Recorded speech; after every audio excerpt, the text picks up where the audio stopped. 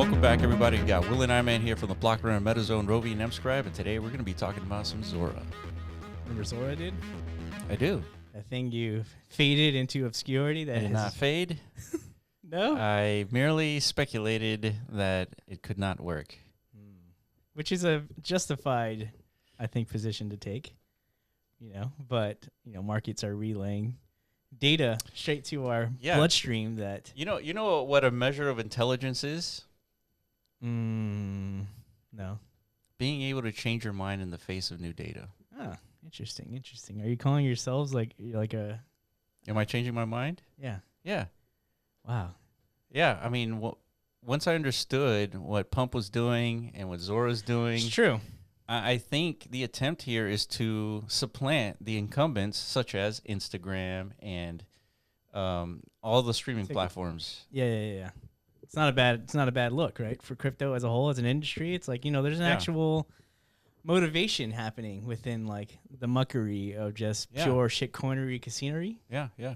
There's an actual movement, as people would say, to try and disrupt something, right? Absolutely. Yeah, I think it's a credible attempt and thesis and proof of concept for why we're, erecting all these different primitives and on-chain composable technologies and such to do what, right? Has always been the grand question. Mm-hmm. What is the killer app? So yeah, Zora, I think, fits within a category of an application built on within the Ethereum ecosystem that everybody should keep their eyes on. Mm-hmm. There's a lot of parallels between Pump.Fund because it is utilizing bonding curves to issue these assets, right? But through a different DEX rails, right? It's not Radium or Meteor or PumpSwap or Solana. This is Ethereum, Uniswap, Aerodome, whatever. Mm-hmm. So it's interesting, right? Just to see like that, what Pump.Fund kind of initiated now extending into new, market categories. Market applications.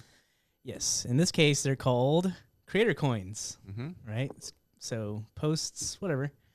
But Zora, man, it's picking up steam. So it's not just no longer this like hidden under the radar type experiments. People are starting to really believe, right? Yeah. And having said that, the Zora app is close to breaking into the top 50 social apps. Yeah, not crypto social apps, right? Yeah, these are like all apps. This is just social applications. Yeah, let's look at that, dude. 4.7 stars. I mean, that's 839 great. Ratings. 12 plus. Yeah. Just kidding. That doesn't mean anything. 12 plus. That means, your teenagers out there, they have access to Zora, which I don't know if that's good or bad. Yeah, I think teenagers can use Instagram, right? Like 13-year-olds and plus. I don't know, actually. That's a good question. Yeah. I think they can. I think it's got, did you know this upcoming school year, so for you Texas residents, that like devices are banned from school? Like phones? Yeah, like phones, smartwatches, any device. What? I just found this out yesterday. We're in the face of the AI era. We're banning devices? I did know that, yeah. Yeah, it's a new thing. Get out of here, dude. Probably because they're on these things too much. 12 plus, dude. That's the problem. They're in school, like just... Like Instagramming, like... Yeah, dude. TikToking and shit, they're fading education, right? For the digital economy, which is probably the play. Probably the play, yeah. AI is coming. Yeah, man. So let's expect more of that. Anyways. Yeah. Zora surpassing Bonk in 24-hour revenue. So Bonk is making 56 grand a day and Zora 247 grand. Yeah, it was quite the shuffling happening in these markets, right? For like a few weeks, Bonk was on top. So hold on, Zora Coins, is this the collective? That's Zora. Or the whole just platform. Yeah. The whole platform. Okay. Yeah, this is people launching posts. This is people speculating on them, which is what you do, right? You buy and sell posts. Wait. So I feel like we're comparing apples and oranges here in this diagram. This is the platform making 247 grand? Yes. Or is it all the coins collectively and the creators making 247 grand? Because no, this is platform revenue, right? Like look at Pump.Fund. Okay. This is the revenue that these platforms pull in on a 24-hour basis. Yeah, that's great. Based on fees, right? That's really good. Yeah, so Bonk is down bad. Pump is right back where it used to be on top. Pretty dominant market share. I don't know who the hell Bags is. It's a new one. Yeah. They're just casually raking in $500,000 a day. Who the hell knows how or why? But that's crypto for you. Yeah. All right. So Vitalik, he downloaded the app. Dude. Wow. He noticed. We got God to notice us, dude. If you're a Zora what do you think, participant? TJ? Dude, I've got to follow Vitalik. Yeah. Yeah. Well, okay. So he noticed, but did he have nice things to say? Okay, one thing accounts that would make me significantly happier is to have the same thing Farcaster does, an option to set an ETH address as your recovery. I basically want my multi-sig to be the sole recovery route of my Web3 life. I have email addresses that I've lost access to entirely. I still have my password. Basically, I changed phone numbers, and Gmail requires me to provide a verification code with the old phone number, and there's no other way to get the account back. So I don't trust email with anything high financial value. Yeah, so he doesn't like the fact that you append an email to Zora account creation. Yeah, I can see that. I mean, this is like barely a criticism, right? It's like a good suggestion, a good idea.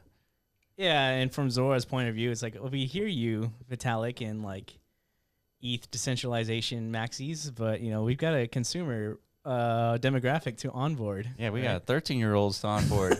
They don't know anything about private keys, Vitalik. Correct. Yeah, so we got to find some middle ground, which for right now I think is totally acceptable. But nonetheless, it's piquing the interest of the Ethereum ecosystem abroad, so it's doing well. Not so well. 494% overall max. Yeah, see, something's up with this. It's definitely higher than that. Yeah, it definitely is. But yeah. It's more than 10x over the last month or so. Yeah, let's see. When we saw this thing TGE, it hit the market like around 50, 60 million market cap, and then it dumped like most do. Yeah. It's probably down like 60, 70%, down to like 20 million market cap, and it's been rallying ever since. So yeah, right now it's at 372 million market cap. Yeah, so this is interesting. This is not the first time we've seen like a base ecosystem token issuance platform, kind of take off like this. We've seen this before, right? With virtuals. That's right. So Zora's insane 875% jump on base this month really shows the power of turning social content into tradable coins. Zora is letting creators mint their posts and profiles, creating a new economy where value flows directly to users, no middlemen needed. The growth is impressive, even outpacing Solana in daily token mints recently. That said, some hype-driven tokens like Base is for everyone remind us volatility is real. But the bigger picture here is solid, a real shift in how creators get rewarded on chain. And that is really what changed my mind, is that we're having to think of new business models for creators. Yeah. And this is one way. This is at least one new additional business model. Yeah, I think it's something that people can, like normal people can understand. Like, again, like a mass market proof of concept, right? It's like, hey, we're all in the game, the perpetual games, all you 12 plusers out there when you're at school on your devices to the point where it's gotten banned. Yeah. You're all playing a game of getting, who can get the most followers and subscribers and attention. Mm-hmm. That's right. That is the objective. Why? So that you can eventually monetize that into millions of dollars through existing ads. Revenue rails. Yeah. Ads. So Web3's flipping that model around a bit where it's more like you don't need followers to eventually monetize. You just tokenize essentially your existence on chain right away. And then through your efforts and initiatives and creative endeavors, whether you're an artist or a musician or a dancer, you could be out there, recording yourself do these things, get a lot of attention, and your coin market cap value go up. So now followers are it's like an actual market value instantaneously. Right. So yeah, it's definitely different. It's something people are gonna have to adjust to, but I think it makes a lot of sense for like the reality we're heading into at lightning pace, right? It's definitely an on-chain economy, dude. Yeah, so you mentioned that Zora is very similar to Virtual's protocol, and so before we get into that discussion, it's $893 million market cap. That's today, but let's see the all-time high. It's always, when you do comparables, you want to see like what is the ceiling expectation here? Over $4 billion. Yeah. 4.6 billion. Yeah, and if you don't remember virtuals, it was again an asset issuance protocol where you could tokenize AI agents. So it's like Zora is an asset issuance protocol where you're tokenizing content. Posts. Yeah. Yeah, so it's similar rails, different application, like you're saying. So can Zora like meet the market exuberance levels that virtuals did? If so, that's a 10x from here. Right? Yeah. That's not bad. That's the ceiling for Zora, is 4.6 billion. Yeah. All right. So who are the best creators on the Zora platform? Well, we have ZXBT. It sounds familiar, doesn't it? It does. AI XBT. Yeah. There's a lot of parallels here. I don't know if that's like intentional or just like, life is a simulation. Industry is planting this in there. Maybe. Yeah. This is all Brian Armstrong, like concoction. Gigabrain 5D chess stuff. Who knows? Yeah. So this is an AI, and it's producing AI images. Yeah. Which is kind of underwhelming. You think so? Yeah. I mean, AI images. Yeah, I mean, anybody could do that, right? Yeah. But, I mean, it is what the ecosystem has gravitated to as far as, like, what is most valuable from a creator perspective. Yeah, so that's a creator, right? It's an AI, but here are the content. What is the most valuable content? Well, it's bases for everyone. That came from Base. Yeah, literally from their X page, they made that, and then they coined it, and it went ham. I think it went as high as, like, 30 mil. Oh, wow. And it's corrected since then. But, yeah, a lot of these other things is just... It's just art posts. Like you go to your Instagram reel, you'll see art. Mm-hmm. Eventually, you're going to see people here, like, I don't know, living their lives. Yeah, and look at this ZXBT post. It's worth 755,000 market cap. Yeah, that's pretty cool. Yeah, because remember, these things basically start at zero. Yeah.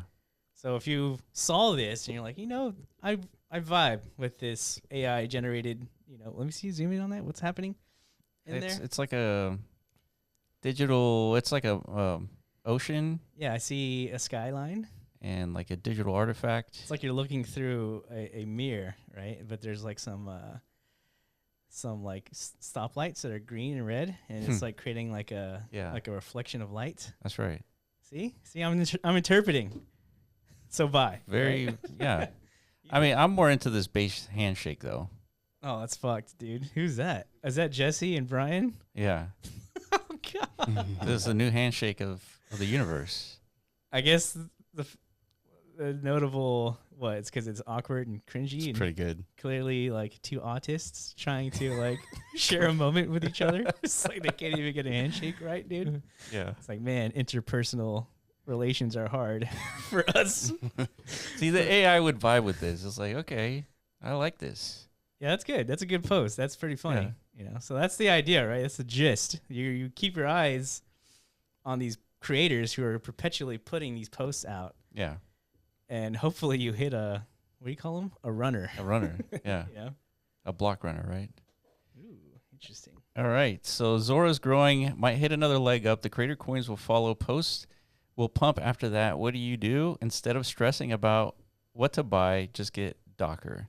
On-chain index fund, which longs the best Zora creators and posts using AI to assist asset selection. Yeah. So I agreed with, look at that market cap. It's not what it is today. But yeah, it was 174,000. Yeah, had you paid attention to this lad, would have been a good entry point. But still, I think it's a credible... And that was only a few days ago.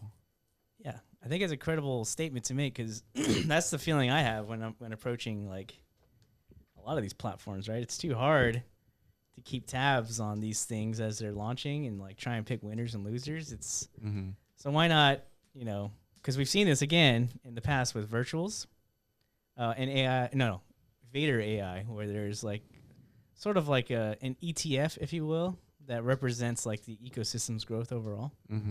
So I think that's a sensible comparison between the two, but there's like a little bit of a flywheel finagling going on with this one in particular, which we've heard a lot about, these flywheels, right? Yeah, so DockerXBT.com has been updated. Flywheel has been explained, the Docker mechanism outlined, funds consolidated into DockerXBT.eth, full design overhaul in the works. So then the post underneath that says...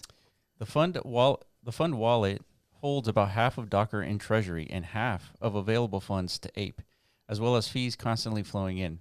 Then there's the Aerodrome liquidity pool as well, with fees being generated daily. as well as a big chunk sitting in Aerodrome for incentives. Yeah, so you keep going on these tabs here. It kind of makes sense once you get to like here's a proof of the use case here. Yeah, Docker freed up 15,000 just now in Zora ETH from Aerodrome liquidity pools as well as additional funding. Heavily strengthens our liquidity and will now use this to bid the Creator Coin dip. Right. So essentially, they're using the trading fee pool of their own token, the revenue they're generating from that, To buy up Creator tokens. yeah, to bolster overall like the asset value as a collective, right? So that's a fund. Yeah. So we're seeing a lot of these flywheels start to manifest. Yeah, people are realizing it's, there's it's like a new hack in crypto, right? It's just to redirect these fee revenue streams for new application, right? Mm-hmm. Yeah. And this one, I think it's good because it has community alignment in mind. So they're going to have to they have to do the hard work of picking out winners and losers among this pool, right? Which they say they have AI to assist. Yeah. Hence the XPT in the name. That's the best assistant, dude. Yeah, it definitely helps. All right, so this guy is asking, what is Docker XPT on Base, and why do I keep hearing so much about it? And then it says, an on-chain index fund loading Zora creators. Longing, sorry. Where LP fees are invested in Zora creators, then profits buy back Docker. There's your flywheel, dude. Infinite creativity equals infinite upside. So what does a flywheel look like? We have... where do you start when it comes to flywheels? Creator coins, right? Okay, so yeah, you create a profile in Zora, you get issued a creator coin. Right. So creator coins grow, you make profits, you take those profits and you buy back Docker, and then Docker uses that for liquidity fees, and then the liquidity pool fees invested in creator coins. More coins.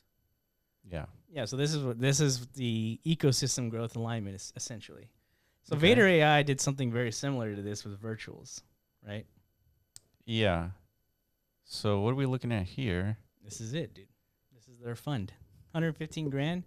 This kind of reminds me of early AI XPT. Remember that? Yeah, I remember that. Yeah. Yeah, we were looking at AI XPT before it became into like the bullish momentum around it was the ELIZA framework and like the open source contribution around that. Yeah. It was more of this. It was like an AI agent managing a DAO treasury essentially. Okay. Remember that? Yeah. It had like similar values under their control. Yeah, and how high did that get? I don't know. I don't remember. I want to say like 2 billion, $1 billion. Probably. I think I remember $1 billion. Yeah, it was up there, dude. It's pretty. Yeah, wild. this is crazy. We're talking about what is that? 100x? I don't know. Let's find out. Let's keep going. Yeah. All right. So is Docker from Zora ecosystem similar to Vader? It says yes. Docker from Zora is similar to the Vader or to the Virtuals ecosystem.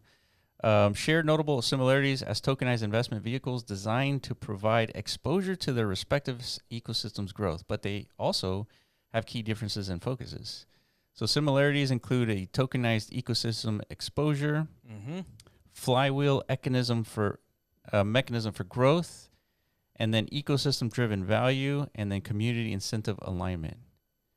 And so here are the key differences. Core focus for Docker's creator economy, NFT, social tokens, and then VaderAI's AI agents and autonomous DAOs.